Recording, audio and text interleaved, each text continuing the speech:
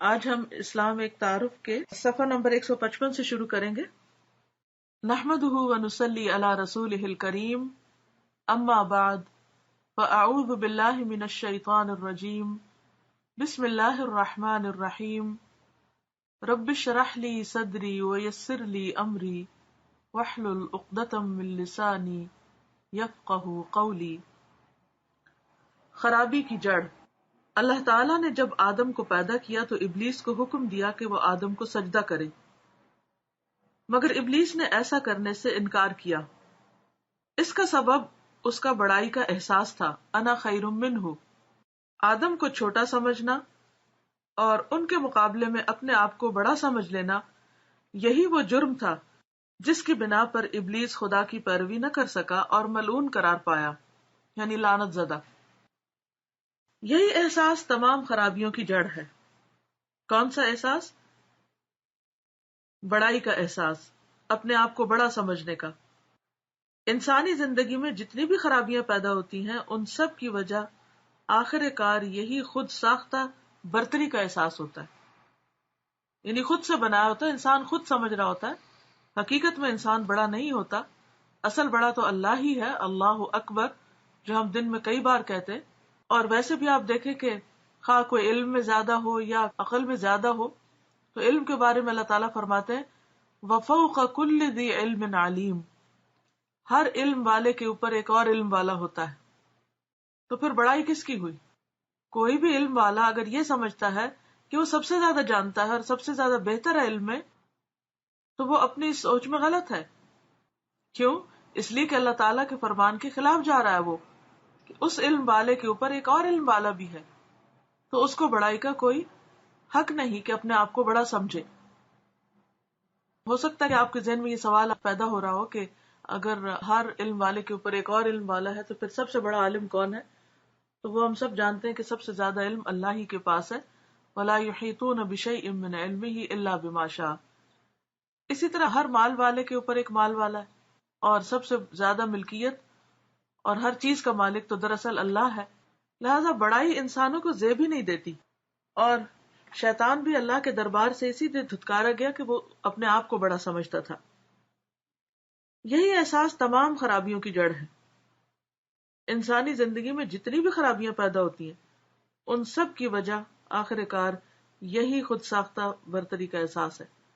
اب آپ کوئی بھی برائی دیکھ لیجئے، اپنے اندر ہو یا دوسروں کے اندر ہو، معاشرے میں ہو، مسلمز میں ہو، نان مسلمز میں ہو، حکومتوں کے اندر ہو.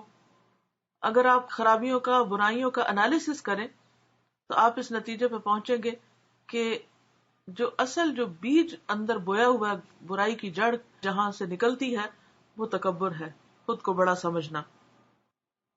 اگر ہم چھوٹی چھوٹی چیزیں اپنے آس پاس دیکھیں، لڑائی جھگڑے فساد، یا پھر آپس میں رنجشیں، ناراضگیاں، آپس میں ایک دوسرے سے تعلقات کی خرابی، رشتوں کا کاٹنا، پھر اسی طرح حسد، بغض، نفرت، غصہ اور دیگر خرابیاں جو ہیں، اگر ان پر آپ غور کریں تو آپ دیکھیں گے کہ اصل میں جو پیچھے چور چھپا ہوا ہے وہ بڑائی کے احساس کا ہے.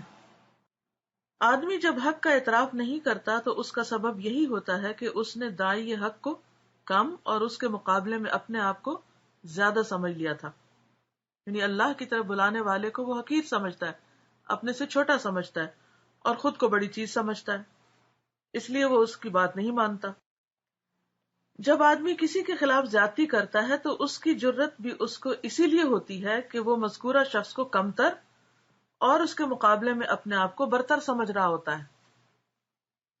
یعنی اس سے بھی آپ اندازہ لگائیں کہ زیادتی کی بنیادی وجہ کیا ہے؟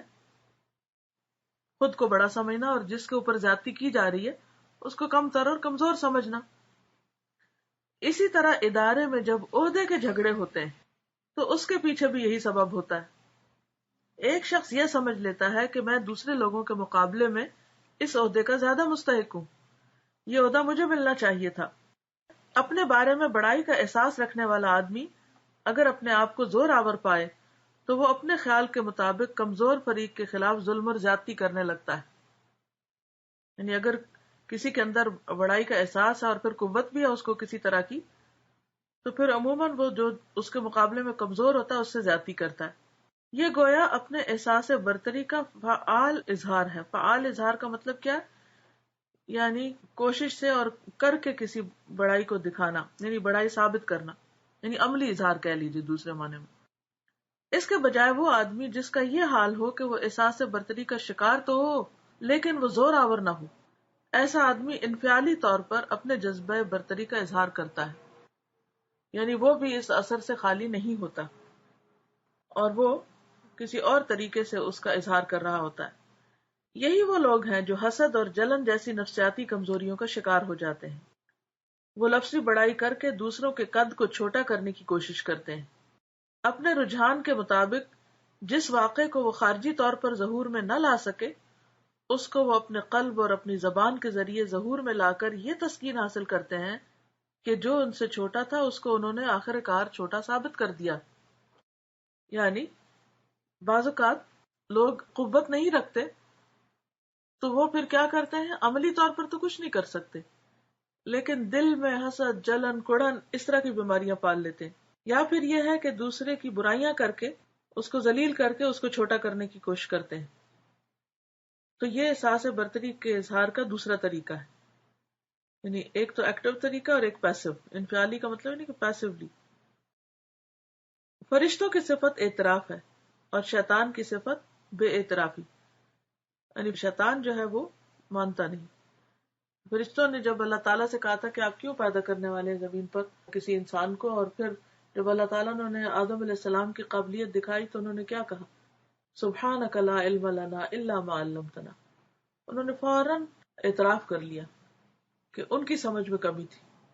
لیکن شیطان کا حال کیا ہوا کہ جب اس نے سجدے سے انکار کیا اور اسے پوچھا گیا تو اس نے صریح الفاظ میں یہ کہا کہ انا خیر منہ خلقتنی من نار وخلقتہ من طین. مجھے تو نے آگ سے پیدا کیا اور اس کو مٹی سے بنایا، لہٰذا میں اس کے آگے کیوں جھکوں.